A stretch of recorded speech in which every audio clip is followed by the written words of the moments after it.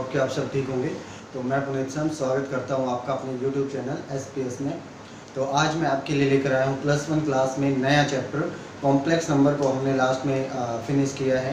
तो आज हम आपके लिए लेकर आए हैं लीनियर इनइक्वालिटी, जो सबसे इजी चैप्टर है +1 क्लास में। ये बोलें कि सबसे इजी और सबसे इम्पोर्टेंट भी कह सकते हैं, क्योंकि 12th क्लास में इससे रिलेटेड आपको 10 नंबर मिलने वाले हैं एग्जाम में। तो बोर्ड की क्लास में और वो भी 12th क्लास में अगर 10 नंबर का आता है यहाँ से, तो ये कितना इम्पोर्टेंट है वो आप समझ सकते हैं। फिर उसके बाद हमारे पास ये चीज़ हम पहले भी कर चुके हैं, वो वेवी कर्व मेथड में हम कर चुके हैं। मैं आपको याद दिलाता रहूँगा साथ साथ कि कहाँ पे हमने ये किया है। तो इनइक्वालिटी को हम आज समझेंगे कि इनइक्वालिटी क्या होती है और लीनियर इक्वालिटी के बाद इसका कैसे यूज होता है या क्या कंडीशन होती है, तो सब हम इसमें समझेंगे आज। तो चलिए शुरू करते हैं आज का लेक्चर। अगर आप पहली बार विजिट कर रहे हैं चैनल को तो सब्सक्राइब जरूर करें, और वीडियो पसंद आती है तो उसको लाइक करें। तो और कमेंट में ज़रूर बताएं कि कहाँ पे क्या दिक्कत है। सब कुछ आप बताते रहेंगे तो मुझे पता चलता रहेगा। आपके जो लाइक्स हैं वो बहुत मोटिवेट करते हैं मुझे। तो लाइक करते रहें और कमेंट भी करते रहें, जैसा भी लगे आपको बताते रहें। तो चलिए शुरू करते हैं। लीनियर इनइक्वालिटी को पढ़ने से पहले हम पढ़ेंगे लीनियर इक्वालिटी को, क्योंकि इनइक्वालिटी बाद में आएगी, पहले इक्वालिटी आती है। अब ये इक्वालिटी क्या होती है? जैसे इक्वालिटी मीन्स इक्वल, तो समानता बोलते हैं इसको। तो समानता का मतलब क्या है कि दो चीज इक्वल होते हैं। लीनियर मीन्स रैखिक समीकरण जो होता था हमारा, तो रैखिक समीकरण में कुछ इस तरीके से दिया होता था। पहले हम इस चीज को पढ़ेंगे कि ये किसी चीज के इक्वल एरिया दैट इज 5, तब बोलता था कि इसका सॉल्यूशन क्या है। तो सॉल्यूशन क्या होता था? सॉल्यूशन वो होता था कि x की वो वैल्यू जो इस इक्वेशन को सेटिस्फाई करवा दे, यही होता था। तो हम देखते हैं कि x की कौन सी वैल्यू यहाँ पे सेटिस्फाई करवाती है। तो हम क्या करते थे, x की वैल्यू निकालनी होती थी, मतलब जो भी वेरिएबल है उसकी वैल्यू निकालनी है। अब अगर मैं इस इक्वल को मैं इनइक्वालिटी में बदल दूं, अब इनइक्वालिटी क्या होती है ध्यान से देखिएगा। इक्वालिटी और इनइक्वालिटी को आप समझ चुके हैं पिछली क्लासेस में भी, और हम ट्रिग्नोमेट्री वगैरह पिछली क्लासेस में पिछले जो लेक्चर्स हैं उसमें भी हमने पढ़ा है इसको। लेकिन फिर मैं बता देता हूँ कि इक्वल का मतलब कि एक ही चीज ऐसी जो इक्वल हो सकती है। फिर दूसरी चीज या इक्वल नहीं है तो दो कंडीशन बनती हैं, या तो बड़ी है या फिर छोटी है। तो बड़ी होने का मतलब ग्रेटर देन, ये सिंबल किसका होता है?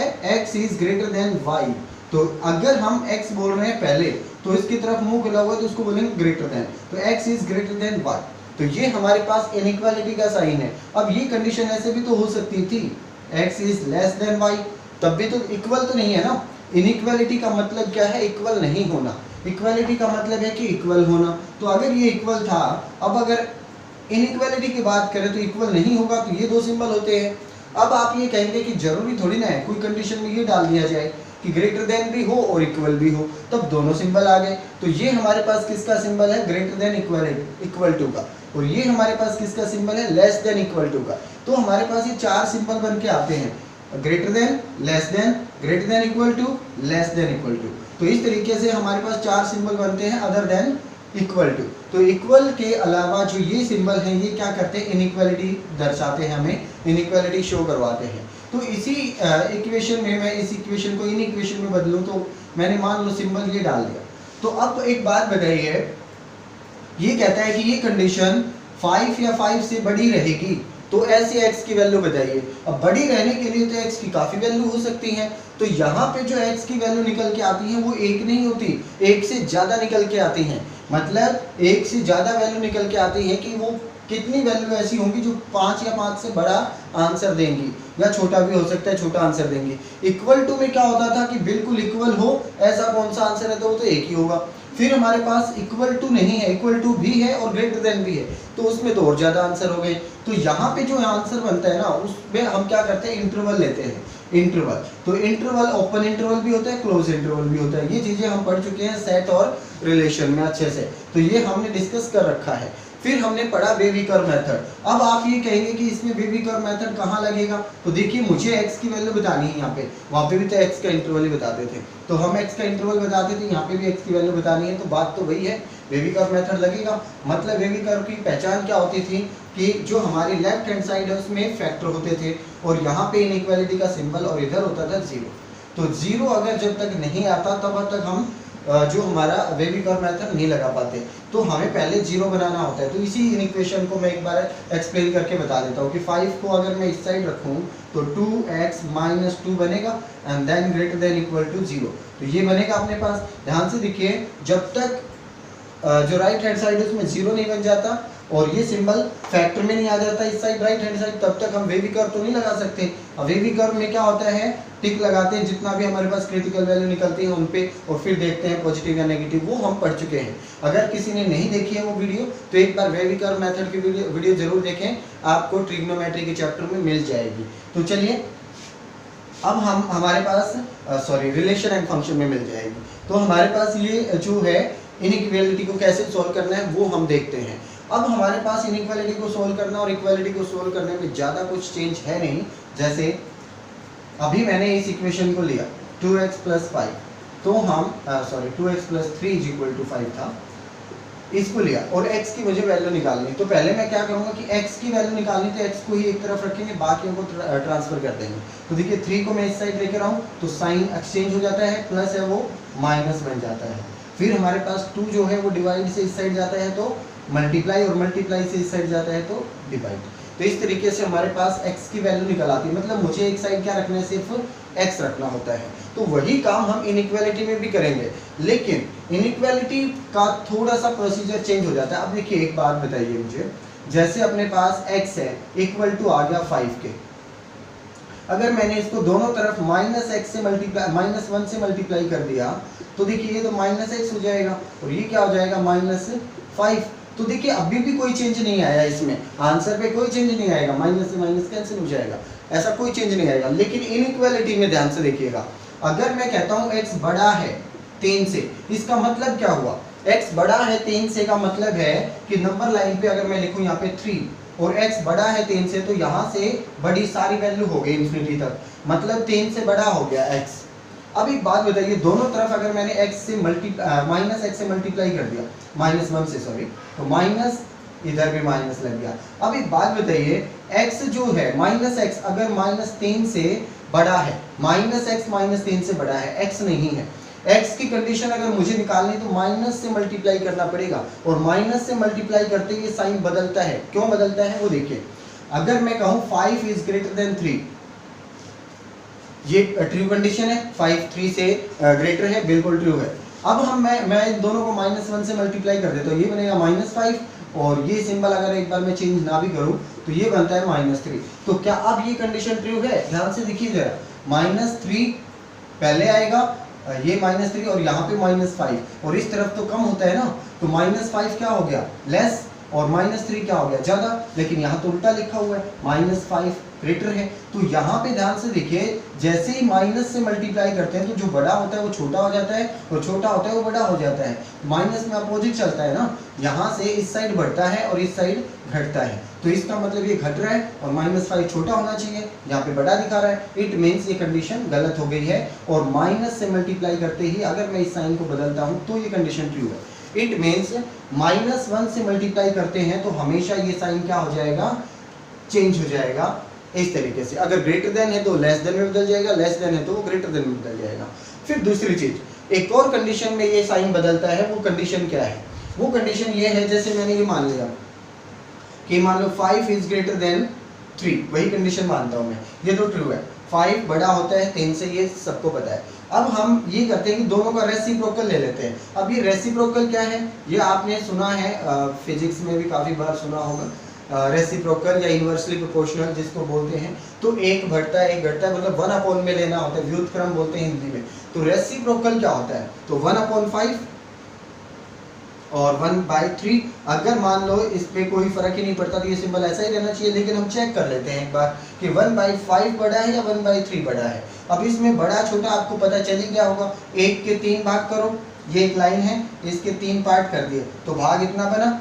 अब मैं इसी के 5 पार्ट करता हूँ, देखिए लाइन इतनी ही है और इसके 5 पार्ट कर दिए मैंने। अभी एक और बनेगा तो थोड़ा सा छोटा और करना पड़ेगा मुझे इसका पार्ट। देखिए अब मैंने इसके 5 पार्ट कर दिए, तो ये पार्ट छोटा है या ये पार्ट छोटा है, तो देखिए 5 पार्ट वाला छोटा है, ऑब्वियसली ये छोटा रहेगा, तो छोटा है और लेकिन जो साइन है वो तो अपोजिट दिखा रहा है, तो इसका मतलब ये गलत हो गया। हमारे पास ये रेसिप्रोकल लेने पर भी क्या करना पड़ेगा, हमें साइन बदलना पड़ेगा इसका। तो हमारे पास दो कंडीशन में इसका साइन बदलता है। कौन सी कंडीशन में, या तो हम माइनस से मल्टीप्लाई कर रहे हो दोनों साइड, या फिर हम रेसिप्रोकल ले रहे हो दोनों साइड। अब आप सोचिए कि आप कहेंगे कि दोनों तरफ माइनस करने से कैसे नहीं बदलेगा। मान लो 5 इज ग्रेटर देन 3, दोनों में से मैं 2 घटा दूं तो क्या रहेगा अपने पास। देखिए दोनों तरफ मैंने 2 माइनस किए, तो ये क्या बन गया 3, और ये क्या बन गया 1। तो कोई फर्क पड़ा, 3 बड़ा है ना अभी भी 1 से। अगर मैं दोनों में एक एक ऐड कर दूं तो ये बनेगा 6 और ये बनेगा 4, अभी भी कोई फर्क नहीं पड़ा। इट मीन्स दोनों तरफ या तो आप ऐड करो, सब्ट्रैक्ट करो, मल्टीप्लाई करो, डिवाइड करो, कोई फर्क नहीं पड़ता है। लेकिन माइनस से मल्टीप्लाई और रेसिप्रोकल लेने से फर्क पड़ता है, साइन बदल जाता है। ये चीज़ अपने माइंड में रखो, क्वेश्चन सॉल्व हो जाएंगे हमेशा। तो इस एक्सरसाइज में कुछ ज़्यादा है ही नहीं, पहली एक्सरसाइज यही कहती है। चलिए कुछ क्वेश्चन लेके मैं आपको क्लियर करता हूँ। तो देखिए स्टूडेंट, फर्स्ट क्वेश्चन अपना है, कहता है सॉल्व करो -12x इज ग्रेटर देन 30। ऐसा दे रखा है -12x इज ग्रेटर देन 30, तो आपको x की वैल्यू बतानी है।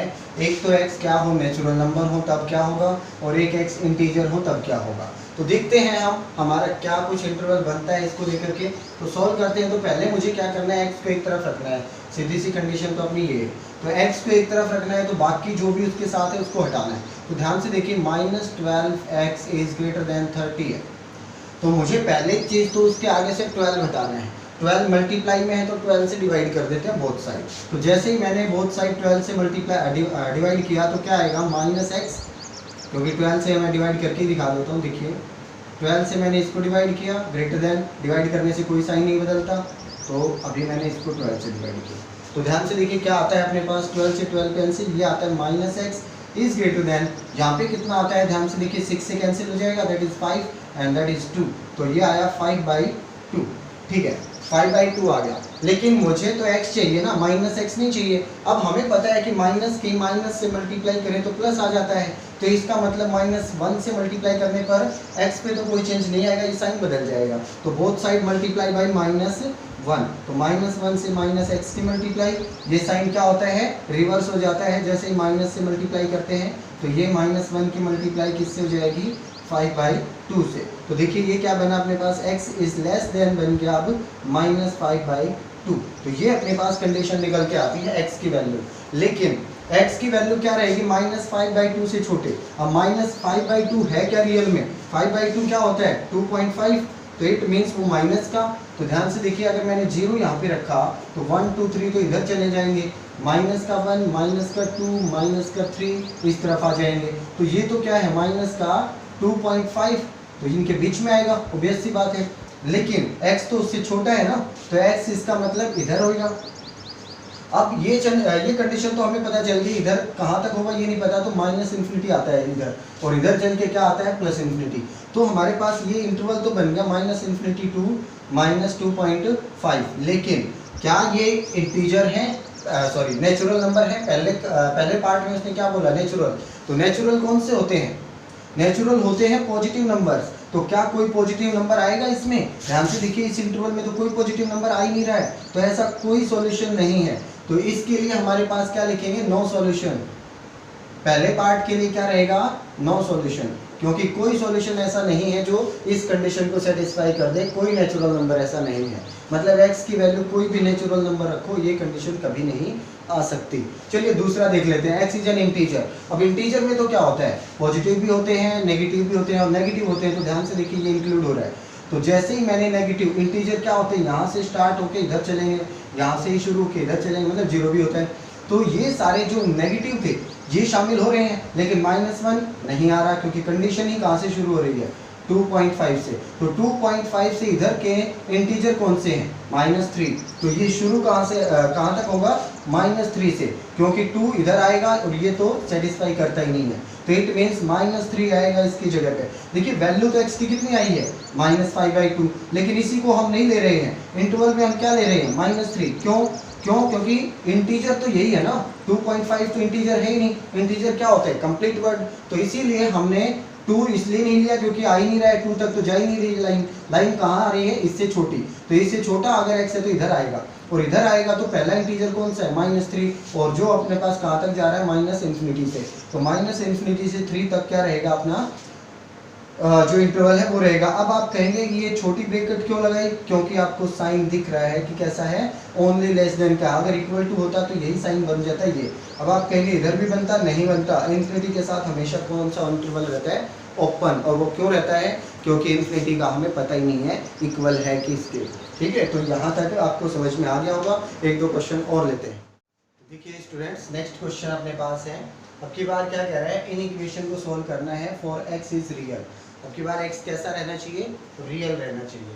तो रियल में तो सारे आ जाते हैं इमेजनरी को छोड़ के। तो इमेजनरी क्या होते हैं? √-1। तो वो तो इसमें बनता दिख नहीं रहा है, तो इसका मतलब कोई भी वैल्यू आए चलेगी। तो इसके लिए हमें सोचने की ज़रूरत ही नहीं है, रियल है तो सब कुछ।